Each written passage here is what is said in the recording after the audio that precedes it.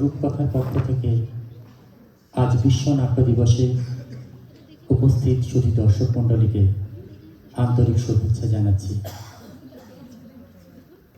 কথাশিল্পী শরৎচন্দ্র চট্টোপাধ্যায়ের জন্ম সার্ধ শতবর্ষে কৃষ্ণনগর রূপকথার নিবেদন শ্রীকান্ত। কাহিনী শরৎচন্দ্র চট্টোপাধ্যায়, নাট্যরূপ অশোক ভাদুরী, নির্দেশনা ত্রিশিত মৈত্র, নাটক শ্রীকান্ত।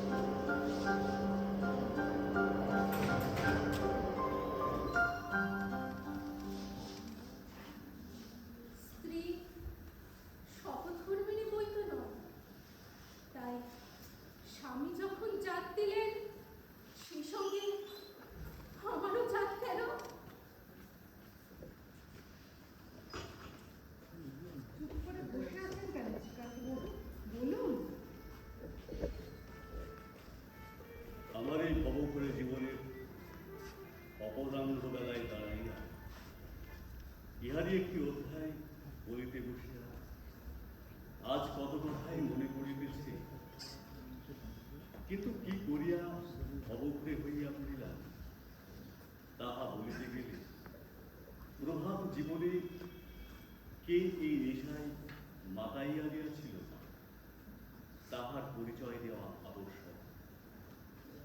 তাহার নাম ইন্দ্রনাথ।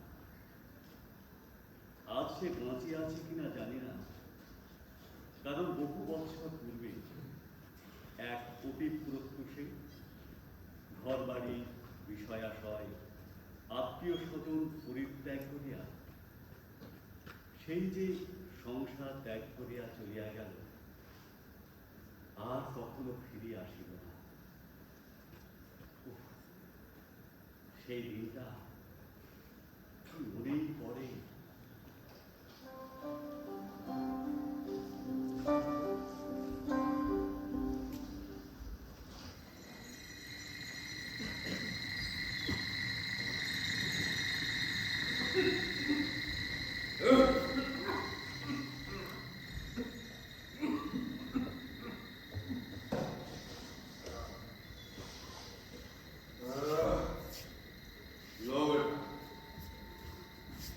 अच्छे से खोल के साजो, हमें तो के साफ सिखिए देवे देवे साजू देवे अरे देवे देवे साफ सिखिए देवे। সত্যি বলছো? তুমি আমাকে সাবধানের মন্ত্র শিখিয়ে দেবে? কেন তোকে আমি হাত চালার মন্ত্র দিয়েছি না? হ্যাঁ তা দিয়েছি, কিন্তু তুমি আমাকে সাবধানের মন্ত্র দাও আর একটা বিষ পাথর দাও। হ্যাঁ সাপের মন্ত্র, বিষ পাথর?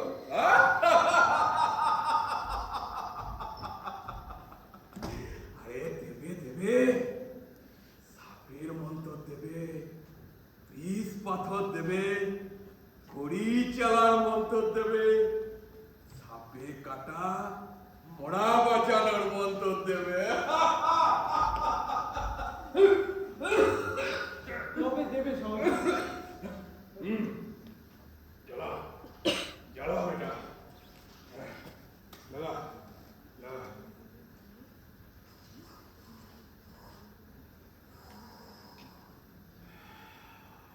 সাহাজি কবে দেবে? দেবে দেবে, হ্যাঁ দেবে দেবে, ওকে সব দেবে। ওকে হাত চালার মন্ত্র দিয়েছি, সব দিয়েছি। হ্যাঁ আচ্ছা, তো জিসে মন্ত্র নয় খোকা, এসব ভালো তিথি নক্ষত্র দেখে তারপর দিতে হয়।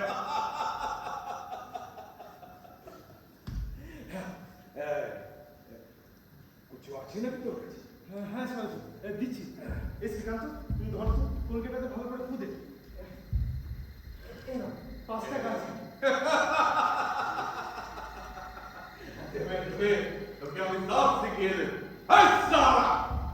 সব ঘুম মেরে পুড়িয়ে দিলে। চলে!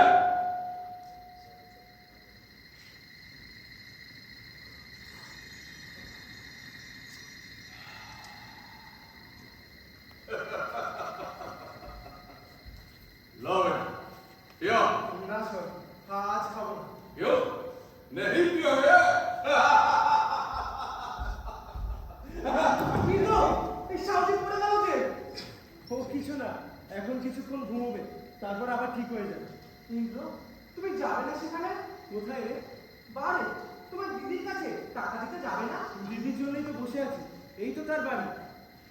এই তোমার দিদির বাড়ি? কিন্তু সাগরে মুসলমান। একদিন তোকে সব কথা বলবো শ্রীকান্ত। এই সাপ খেলাবো, দেখবি? তুমি সাপ খেলাবে? হ্যাঁ দেখবি। কিন্তু কামড়াই যদি? না না, কামড়াবে না। দাঁড়া দেখাচ্ছি তো। এই সাপ খাই ইন্দ্র। হ্যাঁ।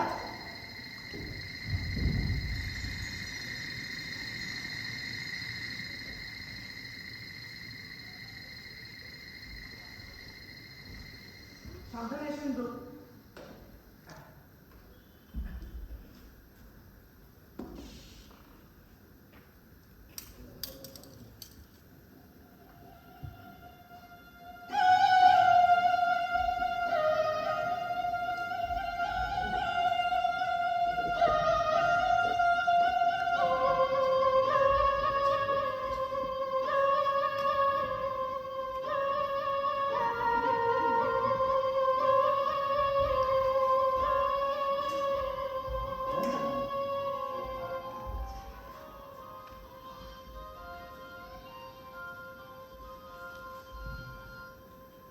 এই ডালা খুলো না ভাই, এর মধ্যে যদি গোপ্র থাকে। গোপ্র? না না, থাকতেই পারে, দাঁড়া দেখি।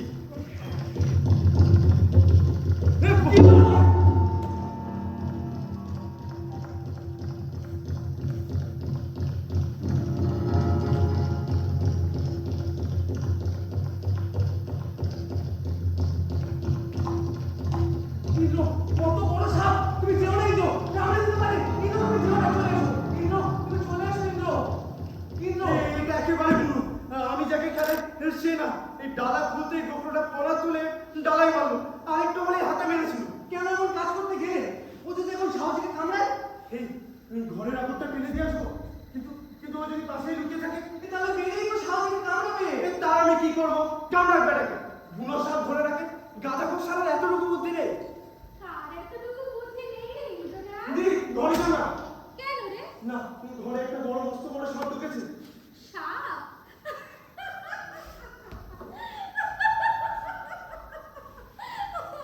সাপুরের ঘরে সাপ ঢুকেছে, এ তো বড় আশ্চর্য। কি বলছিস কান্ত? কিন্তু কি করে সাপ ঢুকলো ইন্দ্রনাথ? ঝাঁপির ভেতর থেকে লাফিয়ে বেরিয়ে এসছে, একেবারে বুনো সাপ। আমি ওকে বারণ করেছিলাম দিদি, এই বুনো সাপ কেন ধরে রাখে ঘরে? আরে বুনোকে পোষ মানানোই যে সাপুরের কাজ কোথায়? সাবুজি কোথায়? উনি ঘুমোচ্ছেন বুঝি? ওই যে একেবারে গাঁজা খেয়ে অজ্ঞান হয়ে ঘুমোচ্ছে। আর সেই সুযোগে তুমি শ্রীকান্তকে সাপ খেলানো দেখাতে গিয়েছিলে না? দাঁড়াও, আমি সাপ ধরে দিচ্ছি। না দিদি, তুমি যাবে না। কেন রে? না, তোমাকে সাপ খেয়ে ফেলবে। সাহসীকে তুলে দাও, আমি তোমাকে যেতে দেবো না। তোরে পাগলা, এত পুণ্যি তোরই দিদিমণি। আমাকে খাবে না রে? এক্ষুনি ধরে দিচ্ছি দেখ। দিদি, দিদি যেও না, কথা শোনো। কিচ্ছুটি হবে না রে, আমার কিচ্ছুটি হবে না। দিদি, ও দিদি, দেখি তো।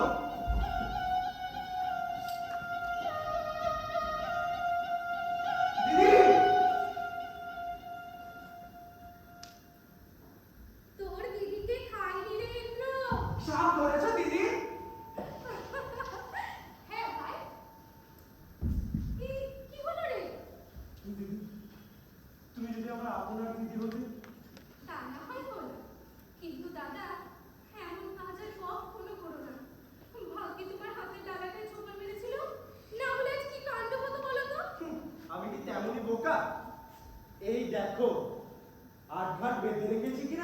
এ না থাকলে আজ আমাকে না ছুটলে ছেড়ে দিত।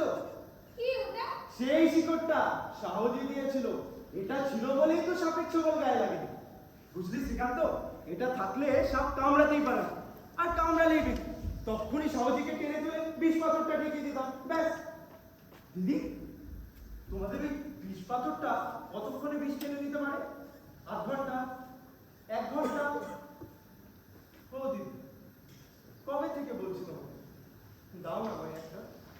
তোমাদের তো 2-3টে আছে, দাও না দিদি। তোমরা আমাকে যা বলো আমি তাই করবো। তবুও কেবল আমাকে পড়তি দিয়ে আজ নয় কাল, কাল নয় পরশু এই বলে দাও। যদি নাই দেওয়ার থাকে তবে বলে দাও, আমি আর আসবোই না। হ্যাঁ রে ইন্দ্র, তুই কি তোর দিদির বাড়িতে শুধু সাপের মন্ত্র আর বিষ পাথরের জন্যই আসিস রে? তবে না তো কি দিদি, ও তো কেবলই ভোগা দিচ্ছে। আজ নয় কাল, এ দিদি নয় অতিথি। সেই কবে একটা হাত চালানোর মন্ত্র শিখেছিল, তারপর তো আর কিছু দিতেই চাই না। তবে আজ আমি টের পেয়েছি দিদি, তুমিও কম নও, তুমি সব জানো। আমি কিছুই জানি না রে ইন্দ্র। আজ আমার কথা শুনছি না দিদি, সামাজিকে আর আমি খোঁজামত করছি না। এবার তোমার কাছ থেকে সব বিদ্যে শিখে নেব। আচ্ছা দিদি, তুমি মরা বাঁচাতে পারো? এই জানিস শ্রীকান্ত, সাহজি গাঁজা টাজা খান বটে, তবে 3 দিনের বাসি মরা আধ ঘন্টার মধ্যে দাঁড় করিয়ে দিতে পারেন। এত বড় ওস্তাদ উনি। তাই নাকি? হ্যাঁ। কি হলো, হাসছো কেন? তোর কথা শুনে রে ইন্দ্র। তুমি এড়াতে চাইলে হবে না দিদি, আমি জানি তুমি সব জানো। তোমার আজ সব ধরা পড়ে গেছে। এবার এক এক করে তোমাকে আমায় সব বিদ্যে দিতে হবে। ও দিদি, বলো না, তুমি কটা মরা বাঁচিয়েছো? আমি তো মরা বাঁচাতে জানি না ইন্দ্র না।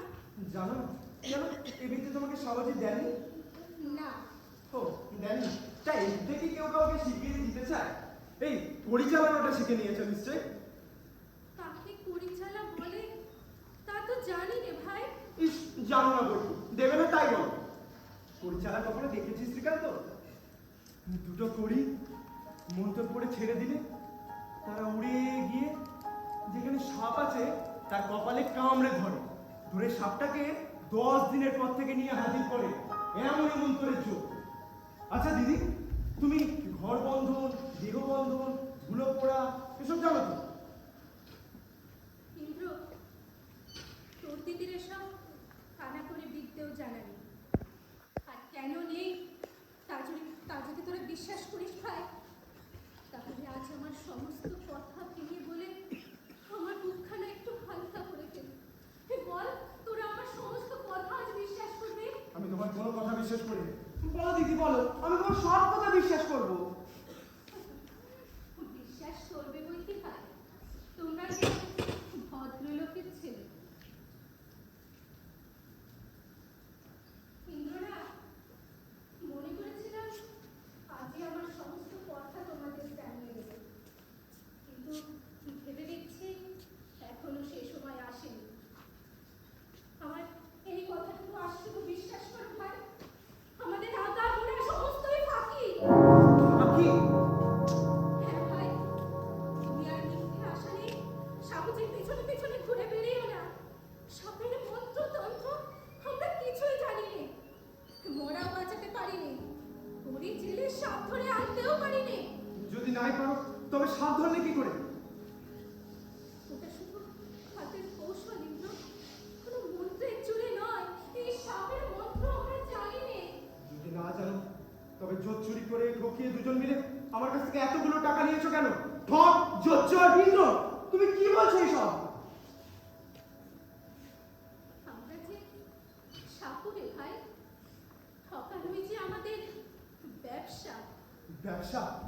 ব্যবসা বার করে দিচ্ছি। জোচ্চর শালাদের ছায়া মারাতে নেই। হারামজাদা বজ্জাত বেটারা, চলে শ্রীকান্ত।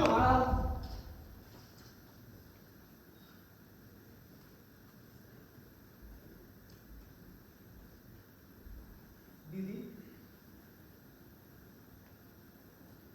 এই 5টা টাকা এনেছিলাম তোমার জন্য, নেবে না? আবার টাকা? জোর চুরি করে এরা আমার কাছ থেকে কত টাকা নিয়েছে তা তুই জানিস? এরা না খেতে পেয়ে শুকিয়ে মরুক, তাই আমি চাই। নাম গো, আমি দিদির নাম করে এনেছি। গাড়ি তোমার দিদি।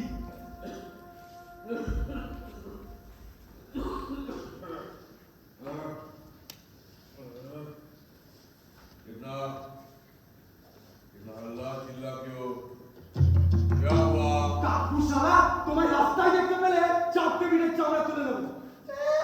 क्या हुआ কিচ্ছু জানে না আবার বলে মন্তরের জন্য মরা বাচ্চায় তোমার কোথায় দেখাও আবার ভালো করে বাঁচাবো চল রে শ্রীকান্ত ইন্দ্রনাথ শোনো এদিকে কি হয়েছে বলো তো বাহ বাহ বাহ বাহ বাহ ভালোই তো বাংলা বলতে তবে এতদিন হিন্দি বলতে কেন ঠক জোচ্চর করো তুমি কিচ্ছু জানো না কেন মিছিমিছি ধোকা দিয়ে আমার কাছ থেকে এতগুলো টাকা নিয়েছো তার জবাব দাও কে বললে আমি কিছু জানি না কে আবার হয়েছে ও বললে তোমার টাকা করিও বিদ্যে নেই বিদ্যে নেই শুধু চোর করবার আর লোক ঠকাবার এই তোমার ব্যবসা মিথ্যাবাদী চোর চল রে শ্রীকান্ত এই হারামজাদাদের মুখ দেখতে নেই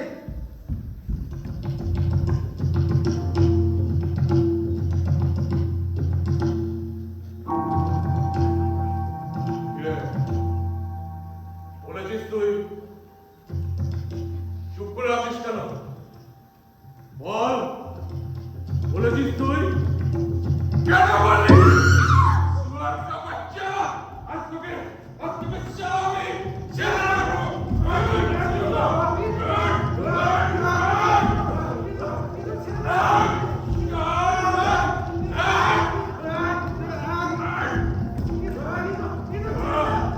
ছেড়ে দেখছিস না ওই কাকা কষার আমাকে শব্দ আর কষাতে চাঁদে মরে যাবে সেই আমি চাঁদে কিন্তু ছেড়ে না ছেড়ে দাও তোমার রক্ত বেরোচ্ছে যে ও কিছু না এখনই ঠিক হয়ে যাবে এই একেবারে উঠবি না উঠলে এই গলায় পা দিয়ে জিপতে বার করে নেবো হারামজাদা শোন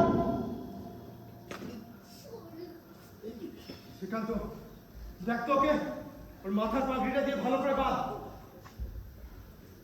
নেমো খারাপ শালা বাবার কাছ থেকে যে কত টাকা চুরি করে এনে দিয়েছি তার কোনো ঠিক নেই আরো হয়তো দিতাম যদি না দিদি মাথার দেপে দিয়ে আমাকে বারণ করতো হারামজাদা শ্রীকান্ত ওর উপর নজর রাখ আমি দিদি চোখে মুখে ভালো করে চলে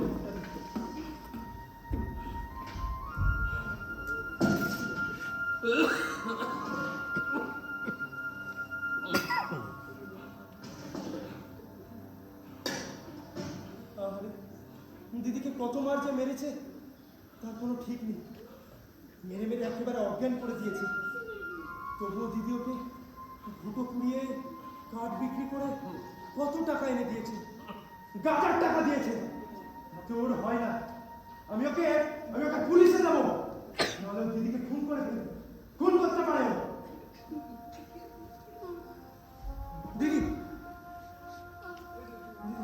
উঠো না দিদি আর একটু শুয়ে থাকো তোমার খুব লেগেছে না না রে ইন্দ্র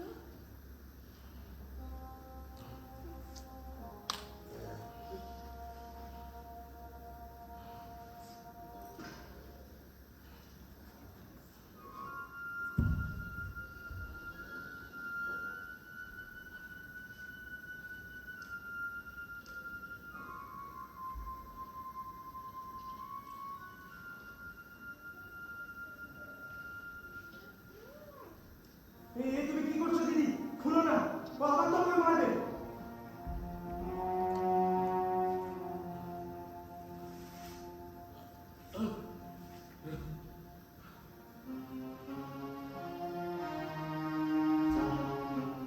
ঘরে শুয়ে চলো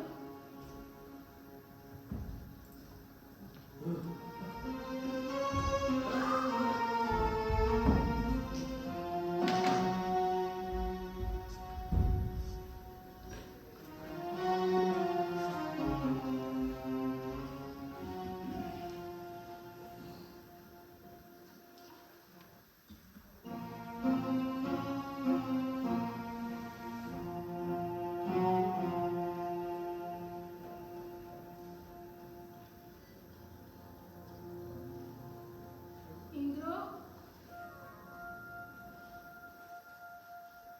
এই আমার মাথায় হাত রেখে শপথ কর আজকের পর আর এ বাড়িতে আসিস নে আমাদের যা হবার হোক আর কোনো সংবাদ রাখিস নে ও তাই বলে ও যে আমাকে খুন করে ফেলছিল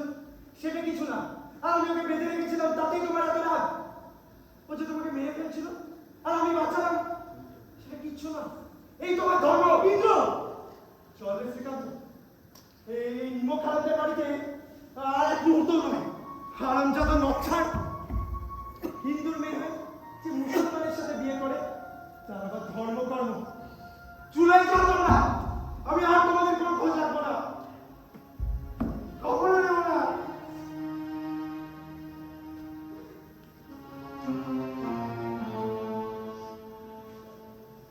হ্যাঁ, হিন্দুর মেয়ে হয়ে আমি এক মুসলমানের সঙ্গে বেরিয়ে এসেছিলাম, কারণ সেই মুসলমান ছিলেন আমার স্বামী।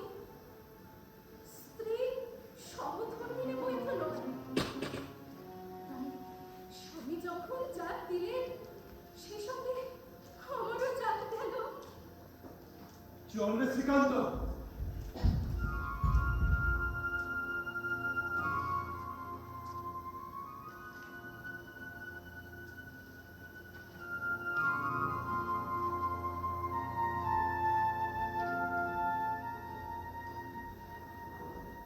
দিদি,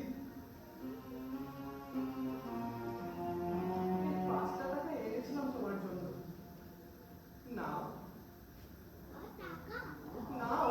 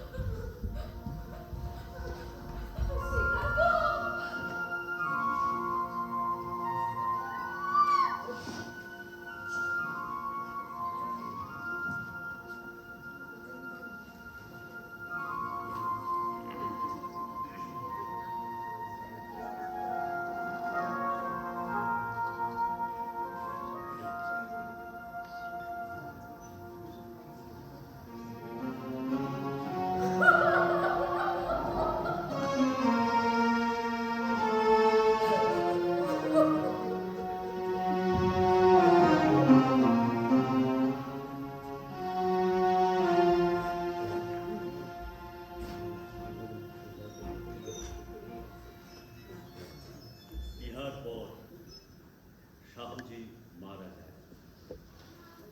মদের ঝুঁকে সাপের মুখে চুমো খাইতে গেলে সাপ সবুর মারে।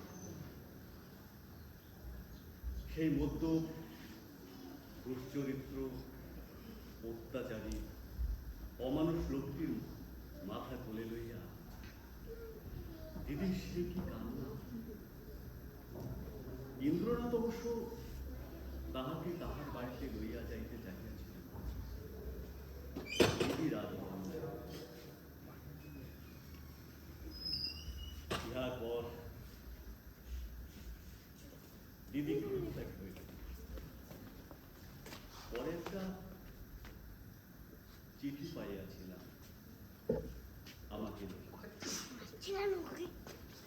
তাহাতে লেখা ছিল তাহার জীবনের ইতিহাস।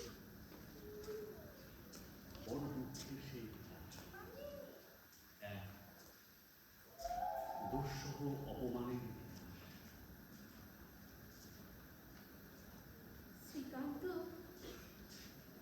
যাইবার সময় তোমাদের আশীর্বাদ করিতেছি, শুধু আজ নয়, যতদিন বাঁচিব ততদিন আশীর্বাদ করিব। আমার কথা ভাবিয়া তোমরা দুঃখ করিও না। আমার সমস্ত কথা যে আজই তোমরা বুঝিতে পারিবে তাহা নয়, কিন্তু একদিন বুঝিবে, সেই আশায় এই পত্র লিখিয়া গেলাম। তোমার এই দুঃখিনী দিদির নাম অন্নদা। আমার বাবা বড়লোক, তার ছেলে ছিল না, আমরাই 2 বোন। তাই বাবা দরিদ্রের গৃহ থেকে স্বামীকে আনাইয়া নিজের কাছে রাখিয়া লেখাপড়া শিখাইয়া মানুষ করিতে চাহিয়াছিল। তাহাকে এই লেখাপড়া শিখাইতে পারিয়াছিলেন, কিন্তু মানুষ করিতে পারেন না।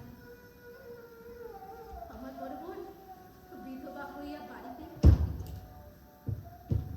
তাকে হত্যা করিয়া আমার স্বামী নিরুদ্দেশ। এ দুষ্কর্ম তিনি কেন করিয়াছিলেন তাহার থেকে তিনি ছেলে মানুষ।